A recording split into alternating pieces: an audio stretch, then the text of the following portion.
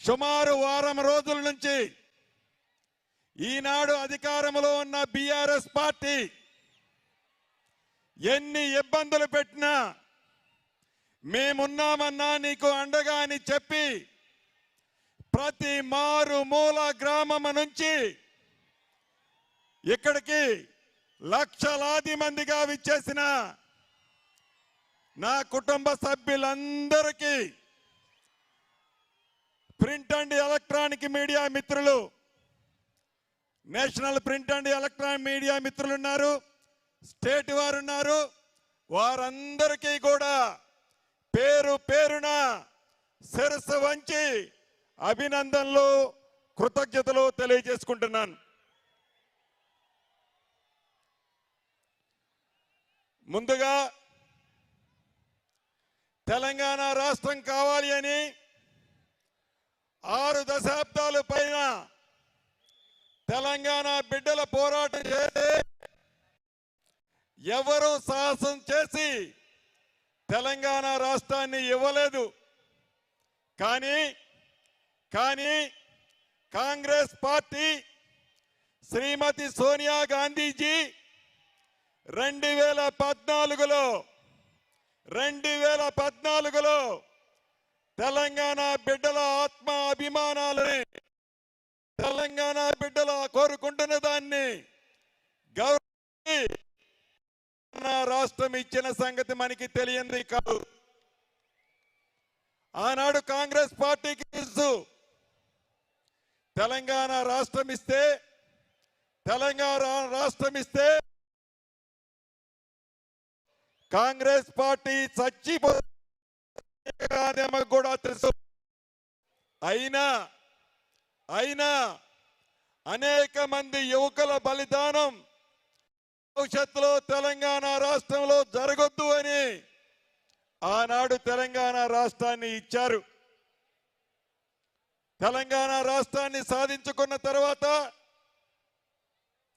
మాయ మాటలు చెప్పి, మోసపూరితమైన మాటలు చెప్పి, టక్కరి మాటలు చెప్పి 2 పర్యాయాలు తెలంగాణలో ఈనాడు ముఖ్యమంత్రిగా ఉన్న కల్వకుంట్ల చంద్రశేఖరరావు గారు గెలిచారు.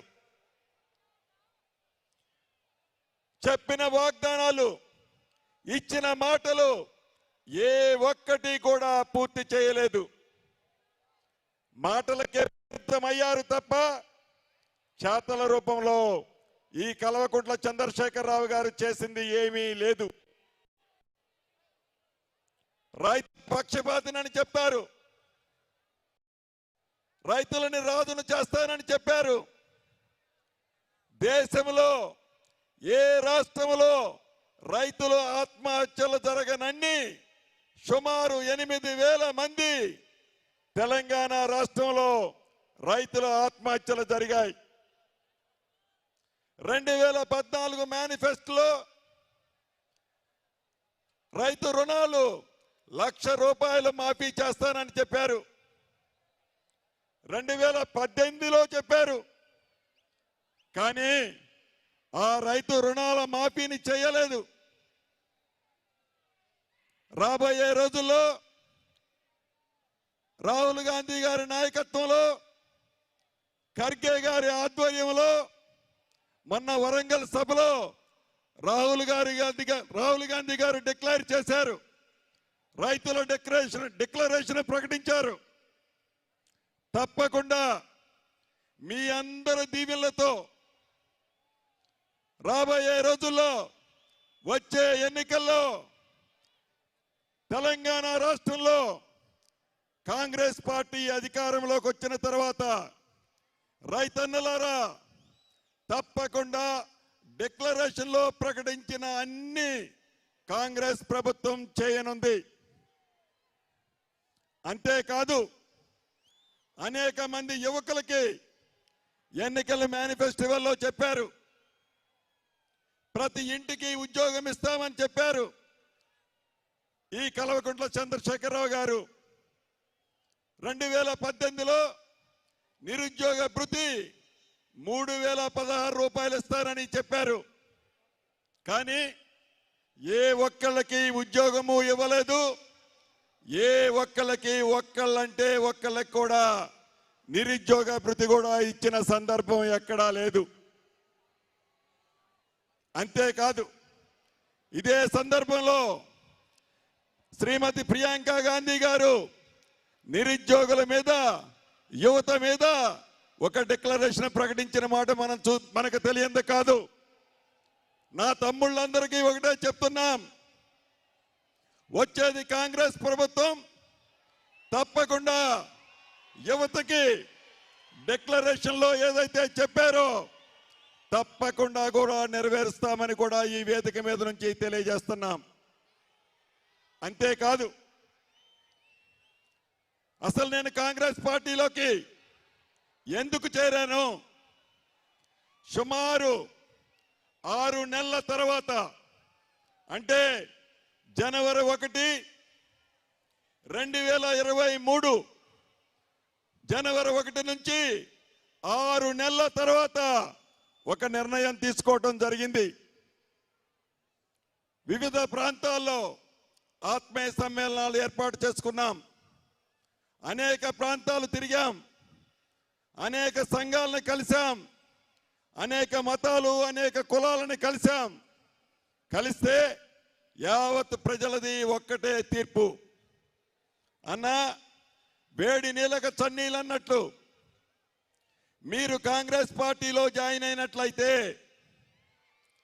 ఒక్క ఉమ్మడి ఖమ్మం జిల్లాలోనే కాదు, తెలంగాణ రాష్ట్రంలో కాంగ్రెస్కి మీకు మంచి జరుగుతుందని యావత్ తెలంగాణ బిడ్డలు తెలియజేయటం జరిగింది. దాన్ని దృష్టిలో పెట్టుకొని ఢిల్లీ వెళ్ళిన తర్వాత రాహుల్ గాంధీ గారిని, ఖర్గే గారిని, ప్రియాంక గాంధీ గారిని కలిసిన తర్వాత తప్పకుండా కాంగ్రెస్ పార్టీలోనే జాయిన్ అవ్వాలని నిర్ణయించుకున్నాం.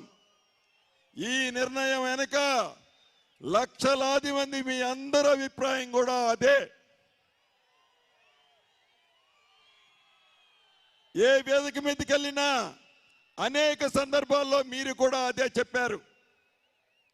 మీ అందరి అభిప్రాయాలకు అనుగుణంగా కాంగ్రెస్ పార్టీలో జాయిన్ అయ్యాం. భవిష్యత్తులో ఏదైతే తెలంగాణ రాష్ట్రంలో అనేక అంశాలు ఉన్నాయి, తప్పకుండా ఈ అంశాలన్నీ సాధించాలి అంటే ఒక్క కాంగ్రెస్ పార్టీతోనే సాధ్యపడుతుంది. ఈనాడు అధికారంలో ఉన్న బీఆర్ఎస్ పార్టీ బిర్రగిస్తే బిర్రక ఒక పక్క బీఆర్ఎస్ పార్టీ ఉంది, రెండో పక్క యాంటీ గవర్నమెంట్ ఓటుతో పాటుగా కాంగ్రెస్ పార్టీ ఉంది. అంటే కాంగ్రెస్ పార్టీనే భవిష్యత్తులో ఈ బీఆర్ఎస్ పార్టీని ఇంటికి పంపించగలదు.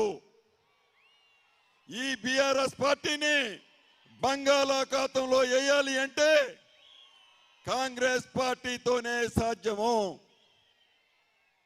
ఇక ఏ పార్టీతో కూడా సాధ్యం కాదు అని తలంచి మనందరం కూడా ఈనాడు కాంగ్రెస్ పార్టీలో జాయిన్ అయ్యాం. చివరగా ఈ కాంగ్రెస్ పార్టీ రాహుల్ గాంధీ గారి భారత్ జోడో యాత్ర ద్వారా అద్భుతంగా గ్రాఫ్ ఈ తెలంగాణ రాష్ట్రంలోనే కాదు, యావత్ దేశంలో డ్రాస్టిక్ గా ఇంక్రీజ్ అయిన మాట వాస్తవం.